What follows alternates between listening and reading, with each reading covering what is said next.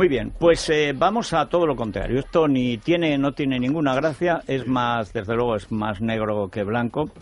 Este es el estudio del Defensor del Pueblo sobre los derechos de las víctimas de ETA, situación actual.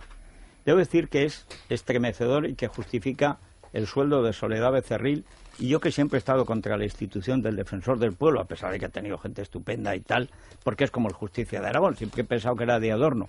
Pero cuando te fallan los mecanismos normales, pues está bien tener una instancia, digamos, de orden moral que eche una mano a los que no defiende nadie. Y debo decir que el informe que ha hecho el Defensor del Pueblo es muy concienzudo y habla de las víctimas. A mí me ha llamado la atención en dos ámbitos. Primero, la enorme cantidad de asesinatos que no han llegado siquiera a juicio, discriminando además a las víctimas en materia de indemnización. Y luego, lo que pasa con los libros de texto que leen los niños en el País Vasco, que es tremendo. ¿Por dónde empezamos, Soledad? Empezamos por las víctimas. Primero por el número. Sí, a la consideración general, por hablar de todos y de la situación general de todas las víctimas. Las víctimas, el número de víctimas que a nosotros nos da la Audiencia Nacional, que en el pasado mes de julio, es el último dato que tenemos de una fuente absolutamente solvente, es de 864 víctimas.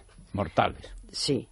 Y, claro, quiere decir que el número de personas, además de las víctimas, el número de personas afectadas del entorno cercano y menos cercano ha sido enorme, ¿no? Sí. Que ha sido un daño grandísimo y que muchas de estas personas, de los familiares, pues están afectados para el resto de su vida, porque esto no se puede olvidar jamás.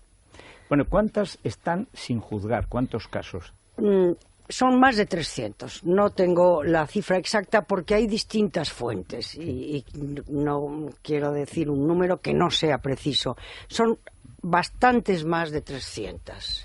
Las que están sin... Es decir, casi la mitad. Sí, porque lo que ha ocurrido es que los medios que hoy tiene la Fiscalía y la Administración de Justicia y la policía o las policías no tienen nada que ver con los medios que tenían en los años 80. Bueno, es que apenas tenían medios, claro. Por eso pasaba Entonces, lo que pasaba. Pues muchas de las causas ni se inician ni se llegan a investigar en aquellos años, y además se inician en distintos lugares. Hay fundamentalmente en 9 lugares, en 9 ciudades, donde hay causas que se inician y que luego no continúan. Pues porque no consiguen resolver o que la causa y que la investigación prospere. Y una de las cosas que aquí en este documento que hemos hecho se solicita y se explica por qué es el que haya un registro con todas las causas, un importante registro, porque todavía están dispersas. Está en ello la oficina para las víctimas que tiene la Audiencia Nacional. Es uno de los grandes objetivos, creo yo, que tiene en este momento esa oficina. Reagrupar todas esas causas para que las personas afectadas y aquella que quiera saber, investigar, conocer, tenga un lugar donde esté toda la documentación. Sí. Bueno, primer asunto. Esto es estremecedor, porque yo recuerdo cuando estuvimos aquí, que estaba María Sangil, cuando a ese acto que tuvo lugar la semana pasada, de gente que ha estado plantando cara al nacionalismo en sus diversas variantes terroristas. Porque hay que decir que el terrorismo no solo ha sido etarra, también ha sido el terrorismo catalán, también ha habido terrorismo en Galicia, en menor medida, pero a Fraga le volaron la casa. Y hay que recordar que el terrorismo de unos ha ayudado a los otros, ¿eh? O sea, conviene también insistir. Pero lo que más les llamaba la atención era, primero, efectivamente, que hubiera en esos años terribles en que la ETA mataba a 100 al año, ayer lo recordaba Santi González, que es vasco y que lo ha vivido, por eso que le escandalizaba, era que ahora se estuviera imponiendo un discurso que, claro, yo al ver la referencia de los libros de texto, claro, no es que sea un discurso, es que es ya como la cultura general, según la cual parece que ETA era una gente buena, que se rebelaba contra la dictadura, no una gente que instauró una dictadura cuando en España ya había democracia. Porque la idea de que la ETA combatía al franquismo y tal, el franquismo con la ETA no tenía ningún problema. El problema lo tuvo la democracia, porque es ahí cuando se hartaron de matar. Y el ver el informe de los libros de texto de todas las editoriales, donde no se nombra a las víctimas nunca, es una cosa estremecedora.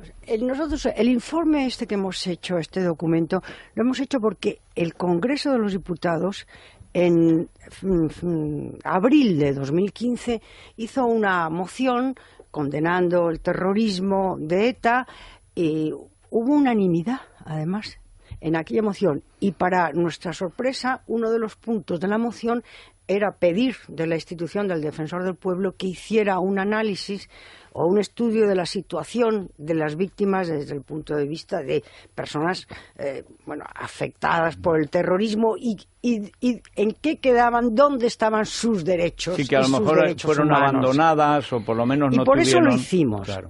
Perdón, solo una cosa, Soledad, ¿y no crees que lo mandaron al Defensor del Pueblo como una manera de archivarlo y se han encontrado ahora con sorpresa? Pues no sé cuál sería.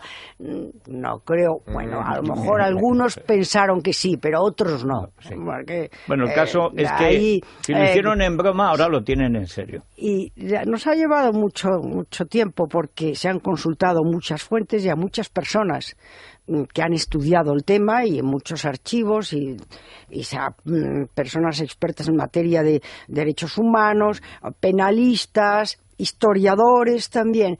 Y uno de los puntos que nos parecía que era importante es la memoria.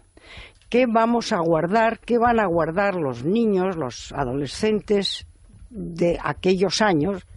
De estos años que han sido, como tú has dicho bien, y se ha denominado años de plomo, y los años 80, bueno, no solo los 80, pero los 80 fueron terribles. Bueno, había un centenar al año. Bueno, hasta el 2009. Sí. Y entonces decidimos analizar los libros de texto, no para el País Vasco, los libros de texto de toda España. Son para toda España. 14 libros de texto, de 14 editoriales. Y lo que hemos observado, y aquí se comenta y se recoge en el documento, es que hay una parte, cuando habla de terrorismo, hay una parte que se refiere al terrorismo durante el franquismo, últimos años del franquismo. Y entonces narra o describe algunas historias, algunos hechos, la reacción de los gobiernos de entonces, la represión, etcétera, etcétera.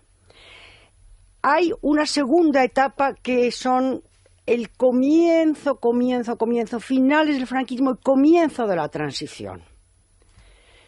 Y luego hay una tercera etapa que ya es la plena democracia, y nos parece que no hay una clara condena. ¿Qué va a haber? Al contrario. No hay una clara condena, ni una clara y rotunda apelación a los derechos humanos y al primer derecho de la Declaración Universal de Derechos Humanos, que es el derecho a la vida. En ninguno de los 14, ninguna de las 14 editoriales. No lo hay. Hay algunos que son más que cuentan mejor o que describen mejor esos años.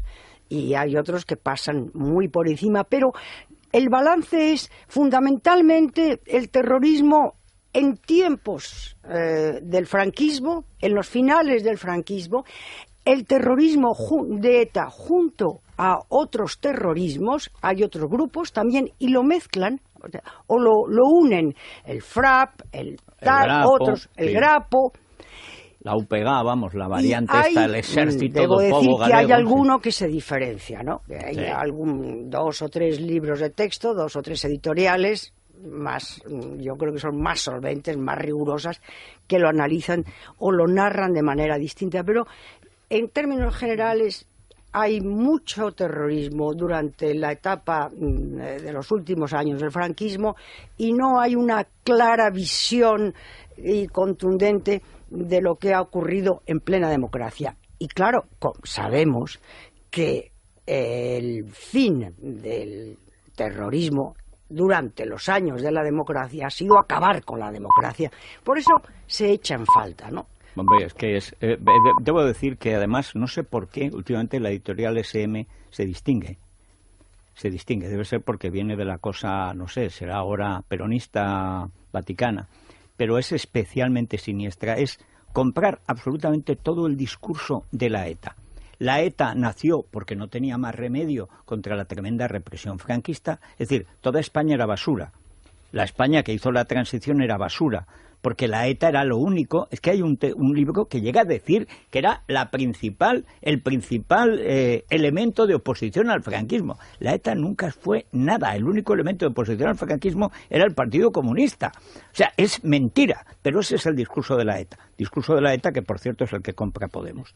Pero es que luego sigue justificándolo y al final lo que resulta es que no hemos salido del franquismo, porque claro, si la ETA ha hecho lo que tenía que hacer, entonces es que no hemos salido del franquismo y volvemos a lo de en la Constitución como candado, es decir, no como garantía de los españoles, que España en realidad nunca ha tenido mucha democracia y por eso ha tenido que haber mucha ETA. Bueno, pero allá las editoriales, porque es una absoluta vergüenza. O sea, es el discurso terrorista destilado. Porque ahora la propia ETA, Otegi, para ser diputado, tiene que justificar que es que él estaba, por ejemplo, cuando uno de los padres de la Constitución estaba allí, cuando se llamaba El Gordo, y era uno de los terroristas de ETA PM, Arnaldo Otegi, estaba con la pistola cuando quisieron matar a Gaby Cisneros en la puerta de las Cortes, que lo brearon a tiros, que afortunadamente, como era flaquito, se pudo meter debajo de un coche y salvó su vida. Estaban ellos. Claro, tienen que blanquear esa historia para, entre otras cosas, llegar a diputados, a presidentes, a alcaldes y tal. Y ese discurso pasa por decir, no tuvimos más remedio, en realidad en España no ha habido una democracia y ahora que ya mandamos, ahora la va a empezar a ver. Bueno, es que eso es mentira. La ETA realmente su fuerza, cuando hay fuerza, no es contra la dictadura, que no tiene ninguna, es contra la democracia. Que la democracia tenía una policía y unos medios judiciales pues que no estaban previstos, no estaba pensado nada. De hecho, se tiene que crear la audiencia cambiando el top y tal, improvisando sobre la marcha con muy pocos medios. Pero lo que quieren cargarse es la democracia española, que es una manera de cargarse España. Bueno, y se lo han tragado, pero destilado. O sea, y la gente que hace los libros sabe lo que hace. Bueno, yo creo que si se llega a algún acuerdo sobre reforma educativa o modificaciones en la ley de reforma de educación, etcétera, sí sería el momento para plantear, bueno, que un grupo de personas expertas y de historiadores hicieran unas consideraciones sobre el tratamiento en términos generales. Yo más bien diría víctimas, porque los historiadores, hay cada historiador delante que válgame Dios. Pero, o sea, son historiadores los que han hecho eso. Bueno, consideraciones generales y algunas pautas para el tratamiento de esas décadas, del terrorismo en esas décadas. Y hay una cosa que nos ha llamado la atención. En alguno de los libros se recoge un fragmento de un comunicado de la banda terrorista. Al hablar del terrorismo se recoge ese fragmento. Pero en ningún caso, en ninguno de los libros, hemos encontrado una víctima que hable, una familia en afectada. Ninguno de los libros. No hay ninguna declaración, no hay ningún testimonio, víctimas. Esa es la palabra, no hay ningún testimonio de ninguna familia, no hay yo no he visto, yo misma he visto los 14 libros. De 14 editoriales, de 14 libros, ni un testimonio de las víctimas. No hay el testimonio directo de una víctima que diga, pues tal persona comentó o ha dicho ayer o hoy. No hay. Y sin embargo hay algún fragmento de comunicados de la banda terrorista de los años 70. Y estos son libros para toda España. Sí, son libros para toda España. Bueno, unos no sé cuál es la distribución, pero son libros para toda España. No todos son ni mucho menos iguales. Hay algunos que son más certeros, que tienen una visión, yo creo, más acorde con lo que ha sucedido. Pero sobre todo, no hay una declaración general. No, y la prueba del algodón, las víctimas no aparecen. Ha sido terrible esto, no.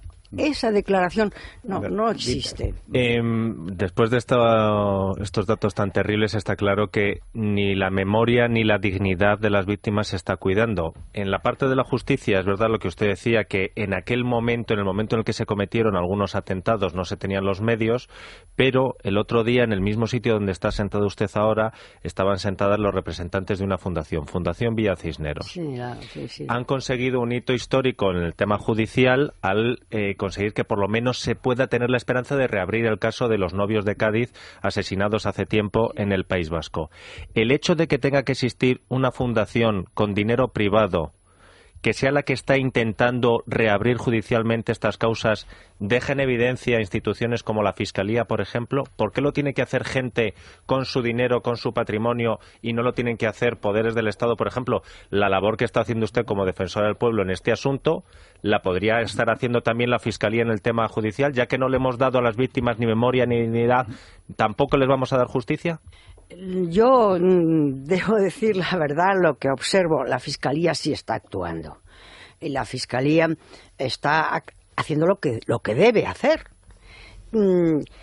La reapertura de varios casos que parecía que iban a olvidarse y que iban a quedar ya a un lado, la Fiscalía ha actuado. Esta asociación y otras más, porque son muchas las asociaciones, son gente muy perseverante que además han sufrido tanto y sufren. Bueno, la Asociación Dignidad y Justicia, Dignidad y Justicia es otra más. El hijo del fiscal. Bueno, y todas las asociaciones que están en la fundación, en la gran fundación y en la asociación de víctimas. Bueno, todas hacen su trabajo, pero la Fiscalía también lo está haciendo y por eso se han reabierto esos casos. Lo que pasa es que tenemos una limitación, o tienen una limitación, que es que se pueden reabrir determinados casos hasta 2004. Ese es el tope para enjuiciar estos casos como delitos de lesa humanidad.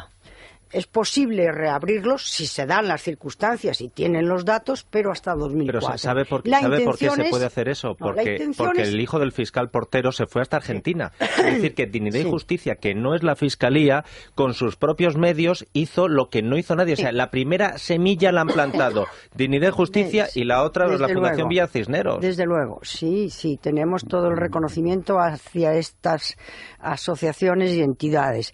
Pero yo creo que si a ellos les preguntamos, dirán que la Fiscalía está Le pregunté al señor Portero sí. Y dijo que era una vergüenza que tuvieran que hacer las víctimas el papel de la Fiscalía. Bueno, es que hay fiscales. Yo estoy convencido, Soledad, de que la mayoría de los fiscales, sobre todo de la audiencia, quieren actuar. Para pero nuestro el problema trabajo es que, nos han ayudado. La Audiencia Nacional nos ha dado toda la información que hemos solicitado y hemos tenido reuniones con el fiscal de la Audiencia Nacional, fiscal antiterrorista, y nos han colaborado absolutamente. Bueno, hay una época heroica, porque además mataban a los fiscales cuando atacaban a la que fiscal, es la época de Eduardo Fungairiño. Sí. Ahí hay un grupo y la fiscal Carmen Tagle que la asesinaron. Que esta era la compañera de María Dolores Márquez de Prado, del grupo de los llamados Indomables, que además llevaron también adelante la cosa del GAL. Bien. El problema es que esa gente ha sido dispersada. Periódicamente llega un gobierno y cuando hay un grupo de fiscales que funciona, por una razón o por otra, la izquierda, para que no delate, la derecha, para que no moleste, los va dispersando. Naturalmente, un fiscal en la audiencia inevitablemente está contra el delito y si tiene posibilidad de actuar bien, lo hará.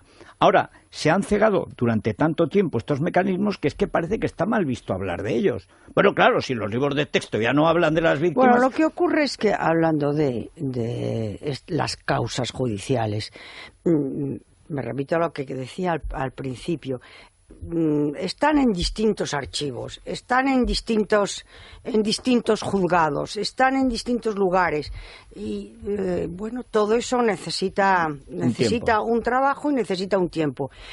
Es verdad que a conseguir, sería interesante conseguir que se pudieran reabrir no solo causas que ocurrieron hasta 2004, sino incluso más atrás, porque fueron los años los todavía claro, los peores, si es que se pueden calificar así, ¿no? Y hay una cosa muy interesante que recopilamos aquí, que es lo que afirman algunos de los fiscales cuando han acusado y cuando han estudiado, tratado estas causas, ¿no? Que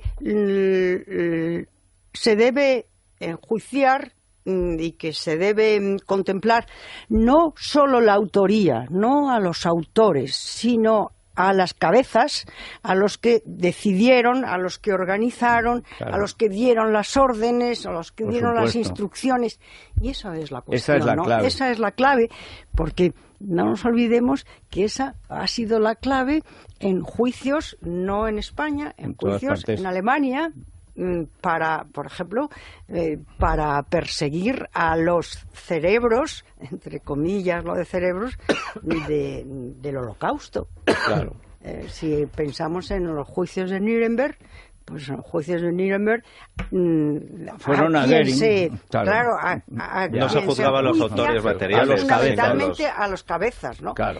Entonces, ese camino está abierto en este momento. Bueno, vamos a hacer una pausita, pero adelántanos, Vanessa, por dónde van las preguntas de los oyentes a Soledad Becerril, que contestará enseguida a la vuelta de la publicidad. Pues hay mucho interés en saber su opinión personal sobre la actuación del Gobierno con respecto a ETA, y ya como defensora del pueblo le preguntan también cómo se pueden garantizar los derechos de los ciudadanos de cara a la independencia del Poder Judicial y la corrupción a través de la institución. Es la mañana de Federico, con Federico Jiménez Los Santos.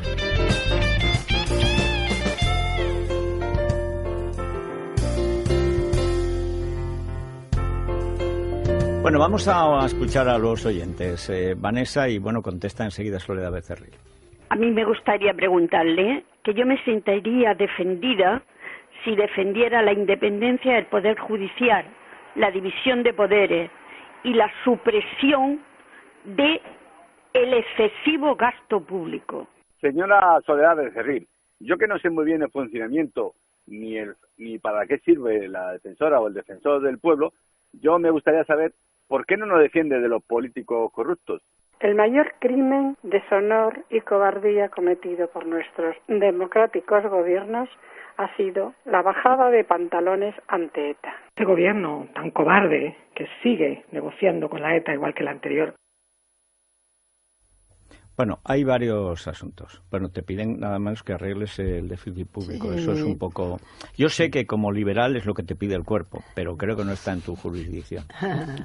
Bueno, vamos con lo otro. No, pero podemos nosotros, de manera más modesta, porque es una institución pequeña que no es una gran administración pública, sino es una institución de defensa de derechos y de control de las administraciones públicas. Podemos dar ejemplo. Entonces el ejemplo es que llevamos ya 3 ejercicios sin subir un ápice del presupuesto, y que eso debe ser único en España. Y que además tuvo en años anteriores, 5 años antes, una disminución muy importante. Se puede ver en la página web nuestra, está el presupuesto, en la página web de defensor.es, ahí se ve la evolución del presupuesto y se ve que hay un esfuerzo de contención, yo creo que grande, de gasto público. No, pero no se refiere al tuyo, se refiere al de los demás. Bueno. Sí, porque, el defensor del pueblo ya sabemos que gasta poco porque tiene poco presupuesto. Pero volviendo a la cuestión de la ETA, hay una opinión generalizada, te voy a decir que comparto al 100%, que por desgracia no se ha cambiado el guión con el nuevo gobierno que marcó Zapatero en 2004. Es decir, cuando Zapatero se va a abrazarse suscribiendo una línea del Partido Socialista que no era la de todo el Partido Socialista, porque la de Redondo, Terreros, Enrique Mújica, etcétera, siempre fue combatir a la ETA, porque también el PSOE fue víctima de la ETA. Pero la línea de Eguiguren era tomarse cada semana pues sus potitos con Josu Ternera. Y esa historia, que son las negociaciones con la ETA, que tienen una crisis cuando la voladura de Barajas pero que vuelve, porque es una cosa constante de Zapatero y que va ligado a la memoria histórica, es decir, a deshacer la transición y por lo tanto la ETA vuelve a estar, digamos, legitimada, es lo que dijo Jaime Mayor Oreja, revisar la transición, echar al PP y meter a la ETA. Yo creo que eso, de una u otra manera, sigue presente. O sea que, hombre, Rajoy, que creo que es del PP, no lo va a suscribir, pero en la práctica no se ha combatido. Vamos a ver, los gobiernos no todos han actuado de la misma manera. Sería muy largo porque, claro, ha habido muchos gobiernos desde el año, si analizamos desde el 76, finales del 76, 77, sería largo. No se han comportado de la misma manera. Yo, como defensora y la institución, lo que observamos son qué leyes hay, qué dicen esas leyes de ayuda a las víctimas, la ley de 1999, la ley del 2011 que mejora bastante la atención a las víctimas, y luego hay un estatuto de las víctimas del año 15 que es la última legislación que hay sobre esta materia. ¿Cómo protege? ¿Cómo ayuda? Yo no entro a analizar gobierno por gobierno, esa es la labor de alguna otra institución o la labor de la oposición en cada momento en el Congreso de los Diputados. Esa no es la nuestra, ¿no? Nosotros lo que vemos es que desde el punto de vista legislativo todavía quedan mejoras por hacer. Tratamiento, más ayudas, por ejemplo, lo ha mencionado Federico al inicio, todavía hay ayudas económicas diferenciadas, muy diferenciadas en función de si la causa judicial ha sido concluida y hay una sentencia o no hay sentencia. Es decir, la indemnización no es igual. Y esto es una de las cosas que nos piden las asociaciones de víctimas, ¿no? Tienes razón. Luego hay otra cuestión que es la ayuda psicológica. También la mayoría de las asociaciones piden que esas ayudas se aumenten a tener un tratamiento, porque es verdad que son tratamientos muy largos y que son muy difíciles de eliminar, en fin, de restituir la situación, ¿no? Bueno, estas son las cosas de las que nosotros nos ocupamos. No hay, esa es la verdad, yo no hago un análisis de las actuaciones de los gobiernos porque ese no era nuestro cometido en esta ocasión. Bueno, en todo caso, yo le quiero agradecer a Soledad Becerril y además al Defensor del Pueblo, que creo que este es uno de los mejores momentos de su existencia, los que justifican su existencia, este informe de los derechos de las víctimas de ETA, porque las víctimas de ETA murieron por ser españoles. O sea, no por ser policías ni concejales, no, murieron por ser españoles. Entonces los españoles tenemos que defendernos. Esto es un acto legal de autodefensa, además es un acto moral de autodefensa.